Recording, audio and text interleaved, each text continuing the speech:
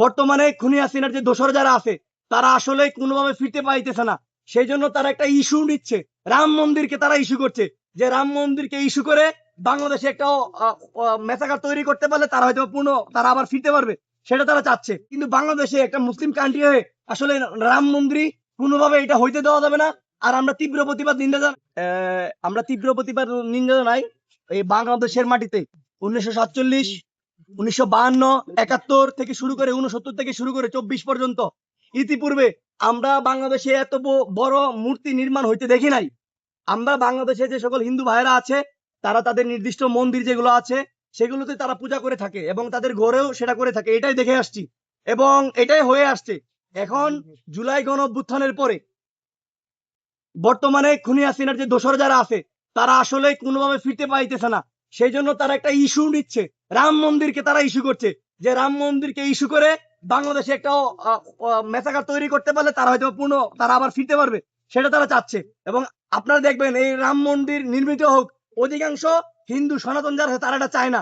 তারা বলে যে মুসলিম যারা ইবাদত করে তারাও তো রুমের ভিতরে ইবাদত করে, এবং ইন্ডিয়াতে যারা মুসলিম যারা ইবাদত করে মসজিদে ইবাদত করে এবং রুমের ভিতরে ইবাদত করে।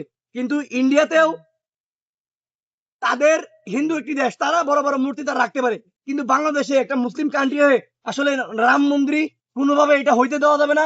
আর আমরা তীব্র প্রতিবাদ নিন্দা জানাই। আর আমরা নিন্দা ওইটা জানাই সবার আগে, রাম মূর্তি এতটুকু হয়েছে, প্রশাসন কি বাল ফালাইছে আজকে কেন? যখন প্রথম ইট গাছে তখন ওই শালারা কোথায় ছিল? তখন ওই ইসলামের যে সকল ভাইরা ছিল তারা যারা লুকালো এখানে ছিল, তখন তারা কেন এটা নিয়ে কথা বলেন নাই? আজকে যখন এত বড় হয়ে গেছে তখন আজকে কথা বলতেছে। কাজে আমাদের মনে হয় একটা কাজ শুরু হওয়া থেকে শুরু করে আমাদের সেখানে কথা বলা উচিত। অনেকটা হয়ে গেছে, তার মানে এটাই দাঁড়ায় এই রাম মূর্তি নির্মাণের পিছনে ভারতের এজেন্ট থেকে শুরু করে বাংলাদেশের কিছু এজেন্টরা এটার সাথে জড়িত, যারা চায় এই রাম মূর্তি এই বাংলাদেশে স্থাপিত হোক। তাহলে মুসলিমদের প্রতি আরো বিভিন্ন রকম কটূক্ত গালিগালাজ বিভিন্ন রকম ট্যাগ দেওয়া যাবে।